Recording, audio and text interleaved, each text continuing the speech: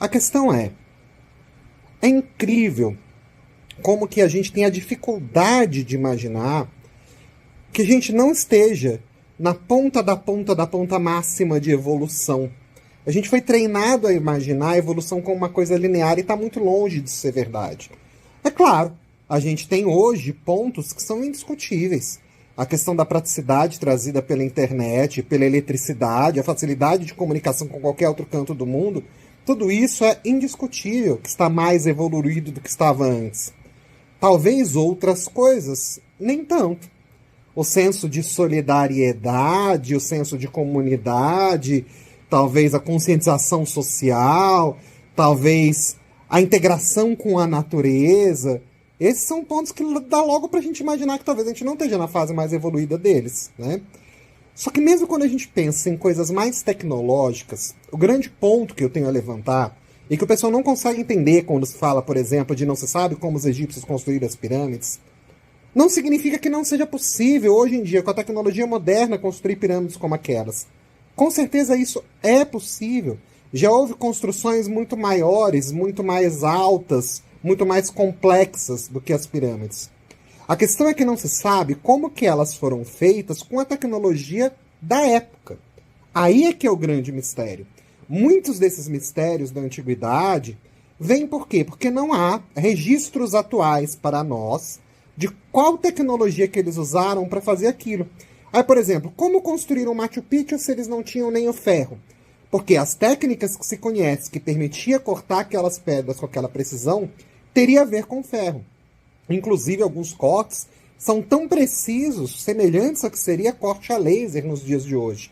E aí fica essa dúvida, mas isso não significa que a única explicação possível é ET. Não estou nem eliminando essa, nem discutindo que seja possível ou não existir ET, ou que eles tenham interagido com a humanidade, não cabe nesse vídeo aqui.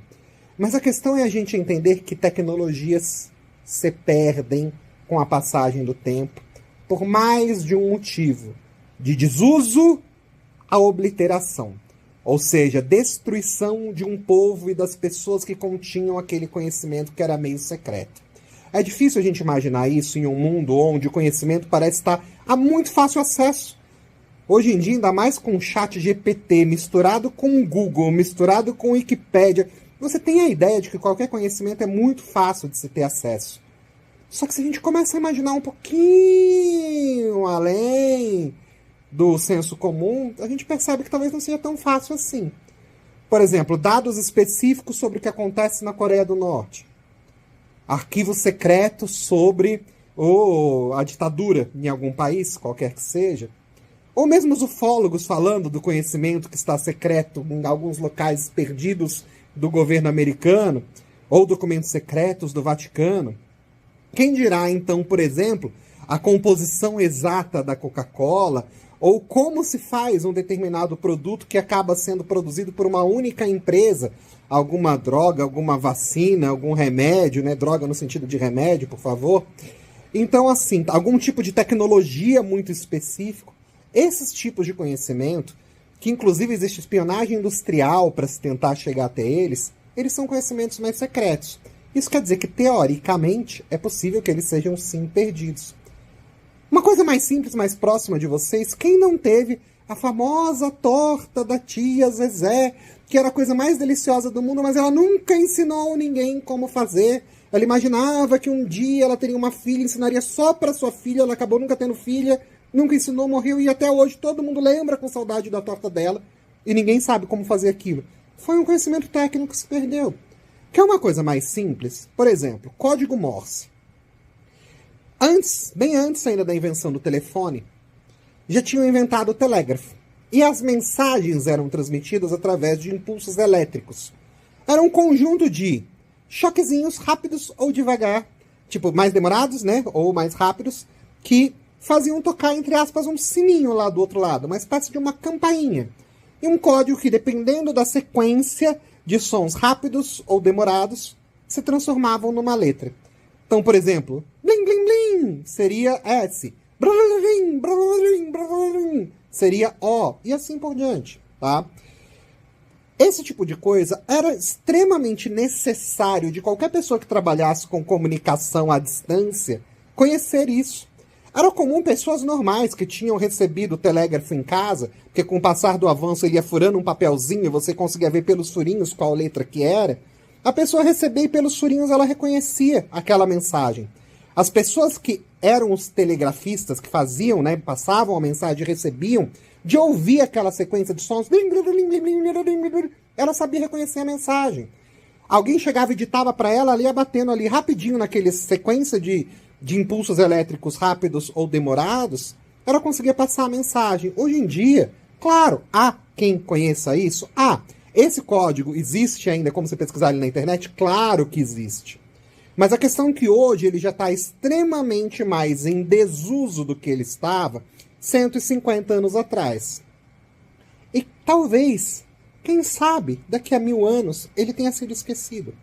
Simplesmente porque ninguém mais usa e nem tenha mais curiosidade a respeito disso. Aí daqui a 1000 anos alguém vai olhar e vai falar assim, nossa, mas não. É óbvio que antes da invenção da internet, não seria possível que eles conseguissem ter uma mensagem comunicada instantaneamente no outro canto do mundo. Só os ETs. Como que pode ter negociado a rainha da Inglaterra com o imperador chinês lá no ano 1800 e tanto automaticamente?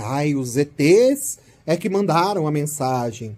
Com certeza teve... Por quê? Porque as pessoas não vão saber como eles faziam isso. É claro que daqui a 1000 anos as pessoas vão conseguir se comunicar com facilidade pelos cantos do mundo todo. Talvez eles se comunicando com outros planetas, sei lá, não sei como vai estar daqui a 1000 anos. A capacidade de se comunicar não vai se perder, mas o conhecimento de como o telégrafo funcionava, ou talvez até da existência dele, eu não sei, eu não tenho certeza. É provável que não, mas certeza mesmo eu não tenho. Tem filmes que eu assisti na minha infância em fita VHS, pegados na locadora, que eu nunca encontrei depois, transformados em CD e DVD e agora em streaming, por exemplo. Se você é um pouco mais das antigas, talvez você já teve algum filme que você quer mostrar agora para os seus filhos, para os seus netos, e você não consegue encontrar, e talvez ele tenha se perdido. Puxa, se uma produção cultural é possível de ter se perdido na sequência de uma vida sua, imagina as produções culturais que o seu tataravô teve. Imagina então um conhecimento que era segredo de Estado há 300, 400 anos atrás. Agora imagina que as técnicas de mumificação e de construção de pirâmides eram segredos de Estado, porque aquilo é que dava o poder imenso do Egito, que qualquer pessoa que chegasse lá e visse aquelas construções imensas, que a gente também chama de construções faraônicas, e nenhum outro povo conseguia ter aquilo. Tanto é que as pirâmides foram a maior construção do mundo até a Idade Média, na época das catedrais góticas. Então isso era um segredo secretíssimo e tinha que ser mantido ali. Isso dava a primazia do Egito sobre quaisquer povos próximos. Povos, quando conquistaram o Egito, tentaram construir pirâmides também para tentar mostrar a sua superioridade. Isso aconteceu em outros locais, outros tipos de construção. Os romanos, quando invadiram o Egito, tiraram obeliscos, porque não conseguiram carregar a pirâmide completa, mas tiraram obeliscos e transportaram obeliscos completos para Roma, para mostrar que eles tinham se apoderado daquilo. Então isso era segredo de Estado. Poucas pessoas, normalmente era parente do faraó, o arquiteto maior que podia controlar isso. Dependendo da situação, quando o faraó ele era enterrado numa pirâmide, ou em outros locais, mas também dessas construções ou dessas técnicas que eram muito restritas, também para guardar o tesouro do faraó, claro, mas muitas vezes ele tinha os olhos furados para garantir que ele não ia revelar para ninguém a entrada, a forma de poder se guiar naqueles locais. Então, se isso já era nesse tipo de situação, imagina então as técnicas por trás disso. Aí, de repente, esse Egito, ele é conquistado trocentas vezes. Pelo menos umas 10 momentos de conquista só na antiguidade a gente tem sobre o Egito.